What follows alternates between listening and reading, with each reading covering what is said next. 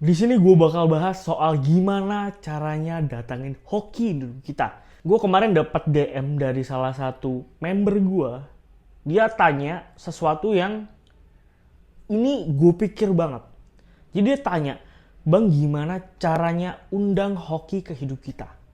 Nah, gue juga pernah baca buku, judulnya adalah The Rich Man on the Babylon. Jadi di situ tuh dia juga membahas soal gimana caranya datengin hoki di hidup kita. Jadi kalau lo tahu, nggak mungkin ada orang yang bisa menyentuh mungkin 1 triliun, 100 miliar kalau dia nggak punya hoki di hidupnya. Hoki itu sangat penting di hidup kita.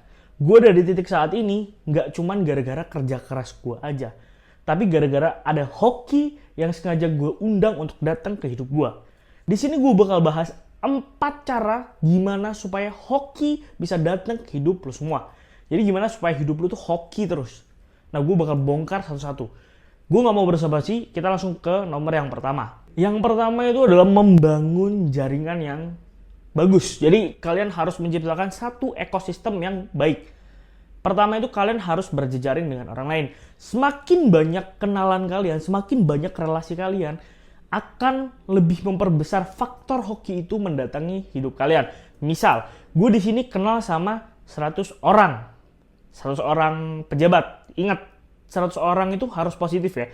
Jangan gara-gara di sini berlabelkan, oh di situ disuruh cari relasi, terus kalian cari relasi ke orang-orang yang hidupnya nggak maju, yang di situ-situ aja stuck. Bukan itu maksud gue. Tapi carilah relasi di orang-orang yang dia memiliki semangat, daya juang, dan positif. Analoginya seperti ini. Misal lu adalah seorang arsitek nih. Lu punya project buat bangun rumah, dan project lu ini bagus banget. Nah, ketika lu punya 100 orang, 100 orang ini ada kemungkinan mereka bakal bangun rumah, kantor, ataupun iya proyek-proyek lainnya. Coffee shop dan lain sebagainya. Nah, siapa yang pertama kali dihubungi? Pertama kali dihubungi mungkin jadi lu. Karena kenapa? Lu menciptakan koneksi. Nah, ini bisa diperbesar ketika lu punya 1000 teman. Mungkin awalnya 100 teman lu cuma ditelepon 1 sampai 5 orang. Tapi kalau lu punya 1000 teman, bisa dikali 10. Mungkin bisa 50 orang calling lu tiap bulan. Bro, gue mau bikin rumah dong bro. Bro, gue mau bikin coffee shop dong.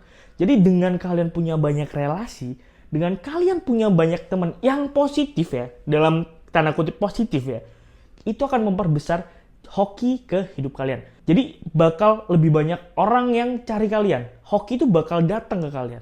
Tiba-tiba kalian lagi ngopi di calling, bro. Tolong bro, garapin ini bro.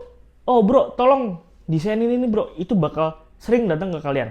Jadi kunci pertama adalah perbesar relasi kalian, perbanyak jaringan kalian. Ingat, jaringan yang positif. Yang kedua adalah lu bener-bener jago atau master di satu bidang. Jadi hoki itu bakal selalu datang ke orang-orang yang jago. Nomor satu kan tadi lu punya relasi yang luas, lu punya temen yang luas. Nah ketika lu punya yang kedua ini, jago di satu skill. Misal kita analogikan lu seorang sales, tapi jago banget. Ketika lu kontak 1000 orang ini, mereka tahu kalau lu jago banget. Lu bisa nih ningkatin revenue mereka, misal per kuartal lu bisa tingkatin 100%, 30%. Nah mereka bakal kontak lu nih, misal, bro, tolong dong bro, ini perusahaan gua salesnya kurang bagus, coba lu masuk, coba lu handle salesnya. Jadi ketika lu menguasai satu bidang, apapun bidangnya ya, misal lu jago di trading investment, ya udah fokus di trading investment, bakal banyak banget orang yang datang ke lu untuk belajar. Misal lu jago dalam apa? Berenang. Lu bakal, misal ada anak orang kaya nih, ketika mereka ingin ngajarin anaknya renang, mereka pasti calling lu. Karena kenapa? Mereka tahu kalau lu yang paling jago. Misal, kalau lu pernah nonton film di Netflix, itu ada satu harta karun yang tersembunyi di dalam gua. Ada satu geng itu mereka cari apa? Cari orang yang benar-benar jago dalam baca sejarah. Orang yang jago untuk baca situasi. Mereka cari orangnya. Dan orang yang kepilih ini tadi hoki nggak? Hoki. Karena kenapa? Dia diajak dalam petualangan mendapatkan harta karun terbesar ada di dunia. Tapi apakah hoki itu datang begitu saja? Enggak. Karena kenapa? Dia paling jago di satu bidang itu. Apapun, dan pastikan kalian paling jago di bidang itu. Pilih satu dan pastikan kalian yang terbaik. Jadi adapun problem di luar sana yang di calling pertama itu kalian. Yang ketiga, bangun kredibilitas dan value lebih ke klien kalian, ke semua orang. Kenalin kalau kalian itu bener-bener orang yang jujur, dapat dipercaya, dan bener-bener menguasai apa yang kalian omongin. Jujur, kredibilitas itu bisa dibentuk dari hal-hal kecil ya.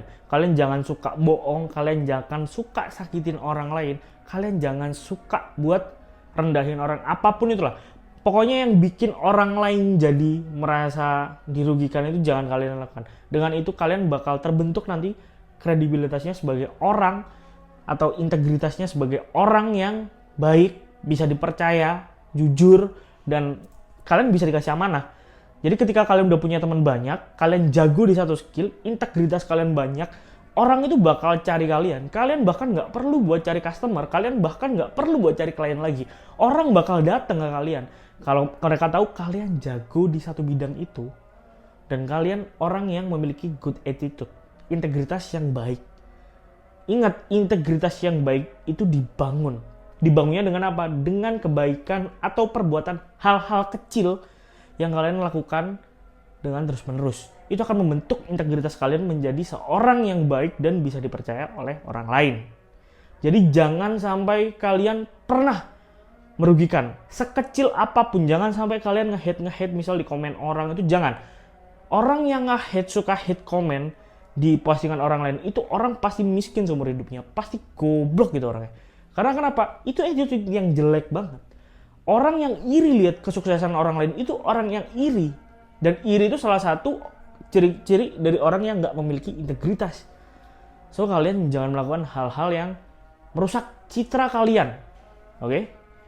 Pastikan reputasi yang kalian miliki itu nggak cacat. Jangan sampai dulunya kalian pernah mencoreng nama baik kalian dengan kalian misal dikasih projectnya nggak jadi tapi kalian tarik duitnya. Itu nggak boleh ya. Jadi ini berhubungan sama kunci terakhir. Jadi kunci terakhir itu kalian kasih value plus ke orang lain, ke klien kalian, ke teman kalian. Misal apa? Bro, kalau lu bikin project sama gue, kalau hasilnya nggak sesuai apa yang lu mau, gue kasih gratis. Tapi inget, itu tetap ada di lingkup batas kemampuan kalian. Jangan dilebih-lebihkan. Dunia itu bakal tahu orang yang bohong dan orang yang benar-benar menguasai satu skill itu. Jadi jangan sekali-sekali kalian mencoreng reputasi yang kalian miliki. Karena kenapa? Reputasi itu lebih mahal dari apapun yang kalian miliki saat ini. Ketika kalian memiliki reputasi yang baik, kalian tinggal tunggu waktu. Bakal banyak orang yang mau titip duit ke kalian. Misal kalian running sebuah startup. Apa yang harus dimiliki oleh founder startup pertama kalinya? Satu, reputasi yang baik. Karena kenapa? Kalau reputasi kalian buruk, integritas kalian jelek, gak akan ada orang yang pakai produk kalian. Gak akan ada VC yang bakal invest ke kalian karena mereka tahu kalau kalian gak kredibel. Selanjutnya adalah kalian memiliki value plus. Artinya apa? Nih, kalian suka nih, misal kasih garansi ke orang. Dulu sewaktu gue masih handling media, gue selalu kasih garansi ketika insight dari media itu nggak 2 kali lipat. Hasilnya apa? Banyak banget orang itu suka. Gue melayani customer gue dengan sangat ramah. Gue menggunakan bahasa-bahasa yang sopan. Gue melayani mereka sepenuh hati. Dengan itu mereka datang. Dan gak datang aja, word of mouth-nya bekerja. Hokinya datang. Orang yang gak tahu itu dikasih tahu sama customer gue sendiri. Dan hoki itu muncul akhirnya. Jadi orang yang gak tahu produk gue jadi tahu produk gue. Dengan kalian kasih value plus ke orang yang ada di sekitar kalian atau ke klien kalian, itu bakal bikin mereka menyarankan apa yang kalian miliki, kemampuan yang kalian miliki ke orang-orang terdekatnya. Hoki akan selalu datang ke kalian ketika kalian menguasai 4 kunci ini. Yang pertama, kalian punya banyak relasi yang positif. Yang kedua, kalian benar-benar jago di bidang yang kalian tekuni. Yang ketiga, kalian punya etika yang baik, kalian punya integritas yang baik, kredibilitas yang baik. Terus yang selanjutnya, kalian selalu kasih value lebih ke orang yang di sekitar kalian. Itu hoki akan selalu datang ke kalian. Jadi jangan kalian bilang, oh anak si A ini cuma hoki doang. Oh ini B bisa kaya gara-gara hoki doang. Enggak. Sekarang kalian udah gue kasih kuncinya gimana supaya datengin hoki itu ke kalian sendiri. Nah kalau sampai kalian bisa komen, oh lu di situ hoki aja karena bokap lu kaya. Oh lu di situ hoki aja karena lu bisa ketemu A, si B. Enggak. Gue mau lo semua realisasikan 4 cara buat datengin hoki ini ke hidup kalian. Supaya kenapa? Supaya hidup kalian banyak hokinya. supaya kalian bisa menjadi seseorang yang kalian inginkan di masa depan.